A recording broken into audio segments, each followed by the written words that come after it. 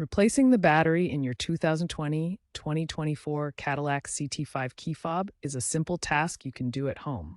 When your fob's range decreases or buttons become unresponsive, it's likely time for a new battery. The CT5 key fob uses a CR2032 3-volt lithium coin cell battery. No special tools or software are needed. You'll need a small flathead screwdriver or plastic pry tool. Avoid short-circuiting the battery or using excessive force when opening the fob. First, locate the seam on the fob, usually near the key blade. Gently pry open the two halves, applying even pressure to avoid cracking the plastic.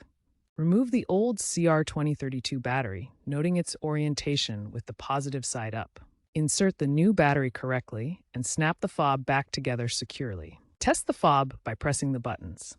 If it doesn't work, consult your vehicle's manual for reprogramming or see a dealer. Ensure the fob is tightly closed to prevent water damage. A new CR2032 battery costs between $1 and $5. As digital keys become more prevalent, physical key fobs may eventually be replaced by smartphone apps. But for now, this DIY method remains useful and cost-effective.